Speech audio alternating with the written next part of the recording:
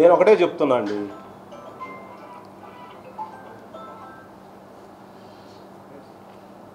నేను ఎందుకు ఇలా మాట్లాడుతున్నానంటే ఇన్ని సంవత్సరాలు నా రాజకీయ జీవితంలో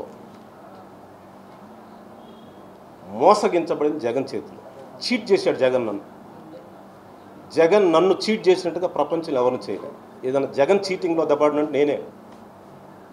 నాలాగా ఎవరిని చీట్ చేయొద్దు జగను, నాలాగా కనకారాన్ని కూడా చీట్ చేయబోక. పాపం వాడికి ఏం లేదు, దిక్కులేని మండా కూడా మాట్లాడమంటే మీకు నన్ను తిట్టమంటే తిడుతున్నాడు. కానీ వాడికన్నా సాయం చేయండి, ఆ సంతలో ఇన్ఛార్జ్ చేయండి, అతనికన్నా సాయం చేయండి. ఇంకెవరికైనా ఉన్న వాళ్ళకి పాపం ఆ శైలజనాథ్ వాళ్ళందరినీ చీట్ చేయబాకండి. వాళ్ళందరినీ చేర్చుకున్నారు. పార్టీలు మారుతున్నారు, మీరు మారేవాళ్ళని మీరు ఎందుకు చేర్చుకుంటున్నారు?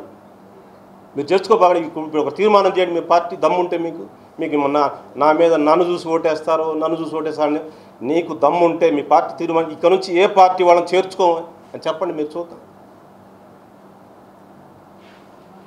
దయచేసి నేను చెప్పేది ఏంటంటే, నన్ను చీట్ చేశాడు జగన్. నన్ను చీట్ చేసినట్టుగా పాపం కనకారావుని, శైలజనాథ్ని, ఆ ఉన్న సురేష్ని వాళ్ళని చీట్ చేయబాకండి. వాళ్ళకన్నా న్యాయం చేయండి. నన్ను తిట్టచ్చాడు, నాకేం అభ్యంతరం, 10 తిట్టు తీర్చుకుంటా నేను. నా వాళ్ళు బాగుపడ్డారు అనుకుంటా నేను.